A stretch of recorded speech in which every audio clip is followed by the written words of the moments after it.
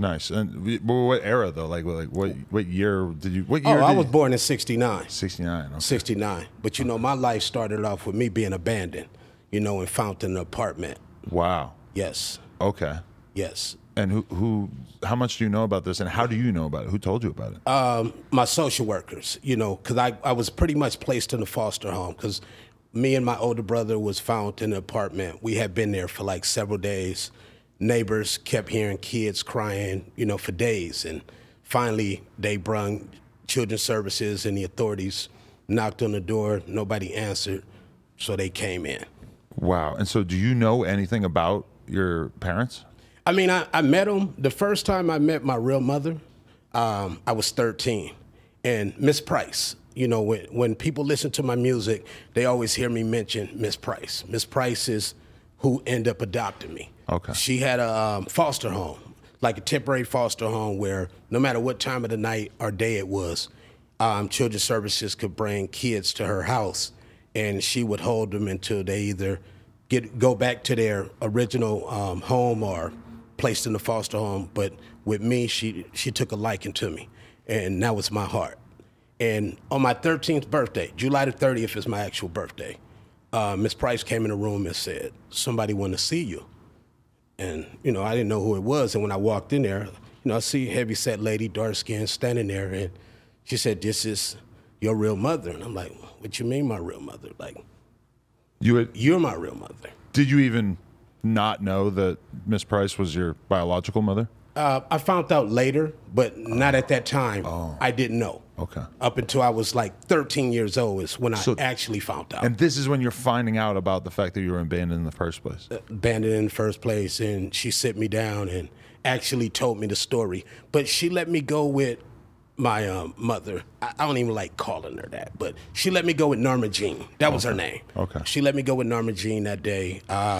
Went and met aunties, cousins, like family, you know, that I didn't know about, had no knowledge of, because being in this foster home, which I ended up being adopted, these are the only people I ever known as a family.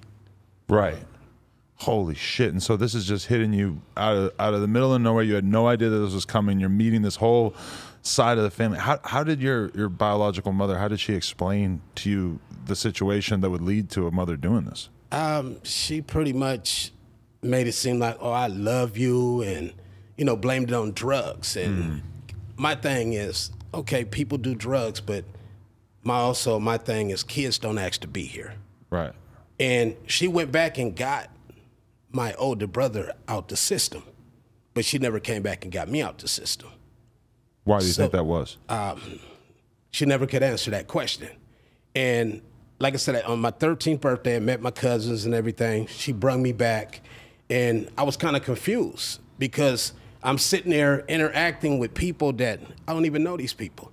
So I didn't really feel comfortable being, "Hi, I'm your auntie and I'm your cousin, and we remember when this happened to you, but we were young and there was nothing we can do." It was a lot of excuses and stories that was being given to me. And did you know, you're 13, but is your bullshit detector going off, or are you kind of taking what they're saying at face value? My bullshit detector exploded, you know? And the whole time they had been living in Compton, on the east side of Compton, this whole time. Right. So when I, when I turned 22, I actually went back over there myself because I had found out I had a little brother and I had a little sister. My little brother, little Willie, who I used to go over there and spend time with. He had nothing to do. How I feel about them, he has nothing to do with. So I tried to embrace him. This is my blood brother. This is my little brother. Right. But my older brother used to put in his head, because like I said, in my music, I talk about my real life, you know, like how my mother and father was a piece of shit. They abandoned me. I found out, you know, I was born a crack baby. So I was an innovator when I was first born. I was born a drug baby. So due to that, me growing up in school, I had a learning disorder. So pretty much everything I learned from being in the streets, not in the classroom. School wasn't doing it for you? School wasn't doing it.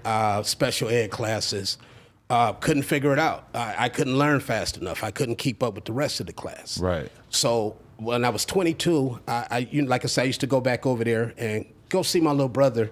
And I remember Norma Jean standing in the street. You know, she's standing there crying and she talking to me and I love you and I love you and I just want you to know that. And I'm like, you don't even know me. How you love me and I'm a stranger to you. What's my favorite color? What I like to eat? And how you love me? You don't even know me. And then me and my older brother, we don't get along at all because he hate what I say in my music. Man, you're telling lies. I'm not telling lies. Didn't we get abandoned? He thinks you're telling. Does he just feel like you shouldn't be speaking on? Yeah, he feel like I shouldn't be saying that. I shouldn't be telling the truth. Right. This happened to me. It happened to you too, but she went back and got you. So is there a favoritism? Is there a difference? So we don't see eye to eye at all. And I told him one day, in his neighborhood, on his block, I'll beat you down, straight out. Right. We can run that. Because to me, you're nothing. You're a stranger to me. And he force-fed into my little brother head, like, oh, this ain't your brother. So my little brother started acting funny with me and started acting different. So I kind of left it alone. And I also have a little sister named Lynette that I found out, because I found out my auntie stayed down the street from when Norma Jean did. I used to go bam on her door, and it's crazy because she used to peek out the window. Like, and I'm bamming on the door, and I'm like, come on now, you're not a spirit. I could see you, the blinds are moving. And I said, Kat, her name is Kat. I'm like, Kat, I'm your nephew. Frank is my dad, which is my real father's name. I said, Frank is my dad, I'm your nephew. You know, I was abandoned, and I grew up in a foster home. I probably did that for about 3 weeks. And then one day, she finally opened the door. And I found out why they call her Cat, because she had about 13, 14 cats in the house. So I'm like, okay. Yeah. And she told me where my real father lived. So I went to go visit him, 22, heavy gang member, heavy gang banging. Meet this dude for the first time in my life, face to face. And the first thing he could fix his mouth to say to me is, pull your pants up. I said, man, I'll beat the fuck out you. You don't even know me.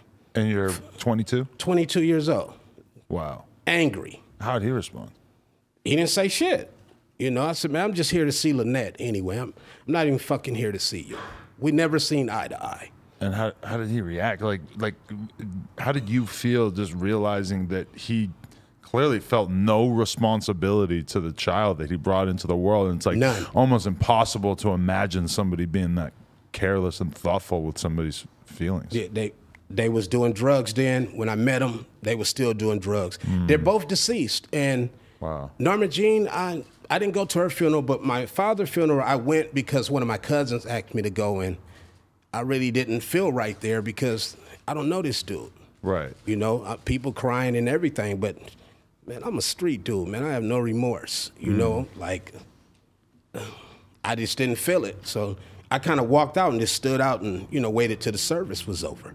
But that's how I felt. Was there a part of you, though, that wanted some kind of resolution to, I mean, definitely. Any child, any person want that. Like, was there a part, did you ever have that conversation to a point that satisfied you at all with either of them? No? Not at all. I never got the answers I wanted. But one thing I do know, it was drugs. Okay, yeah. But like I said, kids don't ask to be here, man. So if you got kids, be in their life. Not every crackhead have been as their kids. You know? Exactly. Not everyone. But my thing is, we both was abandoned. She went back and got him.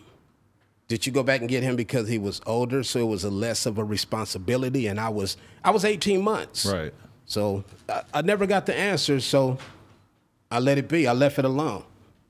When you think about your life, when you found out about your biological family at 13, does that like mark two very different chapters in your life? Like you just weren't the same person anymore once you found that out? I didn't feel right no more. You know, I feel like I had been lied to, but like I said, Miss Price, that was my heart, man. I could do no wrong in her eyes. Really? She loved me dearly. And, you know, growing up in school, you know, like I said, I had a learning disorder, elementary, junior high. So I kind of didn't really stick to going to school, you know, because I wasn't getting the grades I wanted. You know, I used to turn my F's into A's, right? You know, back then and bring home the report card, and Miss Price used to be happy. That was my thing.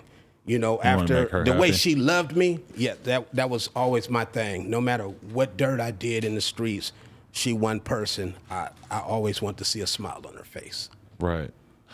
what did you gravitate towards, like, before the streets? Like, at what point did that become part of your life? Man, I've been involved with growing up in the neighborhoods since I was 8 years old. In